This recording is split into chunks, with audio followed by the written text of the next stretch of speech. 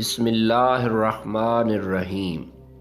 میرا ملازم جیرا گھر میں پودوں کو پانی لگا رہا تھا کہ اچانک دروازے کی گھنٹی بجی۔ میں نے جیرے سے کہا کہ ذرا پتہ کرو کہ کون ہے۔ تھوڑی دیر بعد وہ کتابوں کا ایک بنڈل لے کر آیا۔ جیرے نے پوچھا، صاحب یہ ساری کتابیں آپ خود پڑھیں گے؟ میں نے کہا، ہاں جیرا، یہ کتابیں میں نے پڑھنے کے لیے ہی منگوائی ہیں۔ جیرا کہنے لگا، صاحب اگر برا نہ مانے تو ایک بات کہوں؟ میں نے کہا، بولو جیرا، کیا بات ہے؟ صاحب آپ زیادہ کتابیں مت پڑھا کیجئے ورنہ ماسٹر غوں غوں کی طرح پاگل ہو جائیں گے۔ میں نے مسکرا کر کہا، یہ ماسٹر غوں غوں کون ہے؟ جیرے نے کہا، یہ ہمارے گاؤں کے اسکول کا ایک ماسٹر ہے، اس سے جو بھی سوال پوچھا جائے اس کا الٹا ہی جواب دیتا ہے، اور پھر تھوڑی ہی دیر بعد بحث کرنے سے وہ غوں غوں کرنا شروع کر دیتا ہے اور اینٹ اٹھا کر بندے کے پیچھے لگ جاتا ہے۔ اصل میں وہ اپنا ذہنی توازن کھو چکا ہے۔ میں نے جیرے سے کہا، دیکھو زیادہ کتابیں پڑھنے سے کوئی پاگل نہیں ہو جاتا بلکہ پہلے سے زیادہ ذہین ہو جاتا ہے۔ جیرے نے کہا، آپ ایک دفعہ ماسٹر غوں سے ملیں گے تبھی آپ کو پتہ چلے گا کہ زیادہ پڑھنے سے کوئی پاگل ہوتا ہے یا نہیں۔ میرے دل میں ماسٹر غوں سے ملنے کا شوق پیدا ہوا۔ جیرے کا گاؤں شہر سے 3 گھنٹے کے فاصلے پر تھا اور راستہ بھی ٹھیک نہیں تھا۔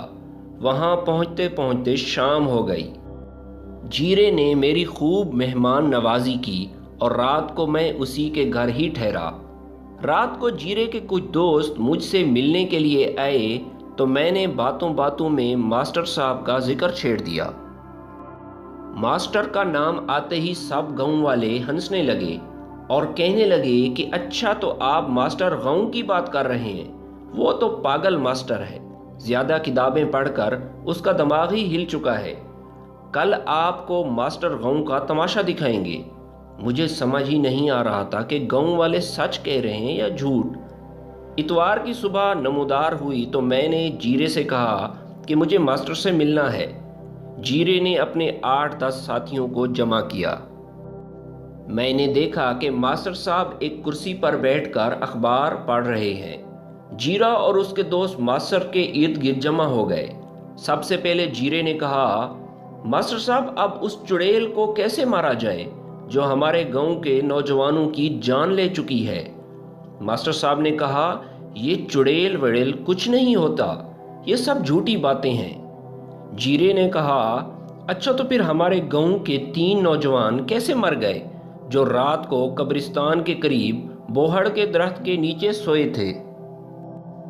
ماسٹر نے کہا، یہ تو پرائمری کا بچہ بھی بتا سکتا ہے کہ درخت دن کو آکسیجن اور رات کو کاربن ڈائی آکسائیڈ خارج کرتے ہیں، اور رات کو درخت کے نیچے سونے سے آکسیجن کی کمی کی وجہ سے آدمی کی موت ہو سکتی ہے، اس میں کسی چڑیل کا ہاتھ نہیں ہے۔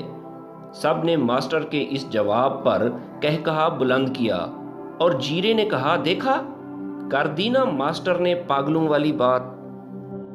میں نے ماسٹر کے چہرے کی طرف دیکھا تو وہ غصے سے دانت پیس رہا تھا۔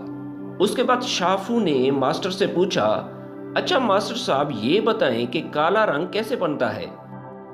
ماسٹر نے کہا کہ ہم کالے کو رنگ نہیں کہہ سکتے، ایسے سمجھ لو کہ جس چیز میں رنگ کی ملاوٹ نہ کی جائے تو وہ چیز کالی یا سفید ہوتی ہے، یعنی بے رنگ ہوتی ہے۔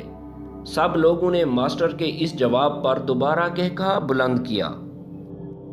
شامو نے کہا، پاگل ماسٹر، میرا باپ ہر چوتھے دن سفید بالوں پر خضاب کرتا ہے تو وہ سفید سے کالے کیسے ہو جاتے ہیں؟ پھر سب کا کہا بلند ہوا۔ ماسٹر صاحب اب اپنی جگہ سے کھڑے ہو گئے تو سب دیہاتی چونک گئے۔ ماسٹر صاحب کا چہرہ غصے سے لال ہو چکا تھا۔ فضلو نے ماسٹر سے ایک اور سوال کیا۔ فضلو نے کہا، اچھا ماسٹر صاحب یہ بتائیں کہ اگر چاند پر کھڑے ہو کر کوئی آدمی پتھر پھینکے تو وہ زمین پر کتنی دیر بعد پہنچے گا؟ ماسٹر صاحب نے کہا، دیکھو بات یہ ہے کہ چاند زمین سے اوپر نہیں بلکہ چاند اور زمین ایک دوسرے کے آمنے سامنے ہیں۔ اگر ہم چاند پر پہنچ کر زمین کو دیکھیں گے تو وہ اوپر کو نظر آئے گی۔ सब دیہاتیوں نے اپنی بتیسیاں نکالنا شروع کر دیں اور ساتھ ساتھ مذاق میں تالیاں بجانا بھی شروع کر دیا۔ ماسٹر صاحب کے صبر کا پیمانہ لبریز ہو چکا تھا۔ ماسٹر ایک اینٹ اٹھانے کے لیے آگے بڑھا تو جیرے نے مجھ سے کہا، پیچھے ہٹ جاؤ ورنہ پاگل ماسٹر اینٹ مار دے گا۔ ماسٹر نے جیسے ہی اینٹ اٹھائی تو سب دیہاتی بھاگ کھڑے ہوئے۔ میں ماسٹر کے سامنے کھڑا رہا۔ میں نے وہ ہاتھ جس میں ماسٹر نے اینٹ اٹھائی ہوئی تھی اس کا بوسہ لیا اور کہا کہ ماسٹر صاحب، جہالت کے سمندر کو دلیل کے پتھر سے پار نہیں کیا جا سکتا۔ ماسٹر کی آنکھوں سے آنسو جاری ہو گئے۔ اس نے اینٹ پھینک کر مجھے گلے سے لگا لیا۔ ناظرین، اس کہانی سے ایک اخلاقی سبق ملتا ہے کہ آپ کسی بھی جاہل کو دلائل سے قائل نہیں کر سکتے، کیونکہ جاہل آپ کو اپنے لیول پر ہی لے آئے گا اور اس کا ناقص دماغ آپ کے دلائل کو کبھی بھی قبول نہیں کرے گا۔ ویڈیو پسند آئی ہے تو لائک اور شیئر ضرور کیجیے گا۔ ملتے ہیں آپ کی خدمت میں نئی ویڈیو کے ساتھ، تب تک کے لیے اجازت دیجیے۔ اللہ حافظ۔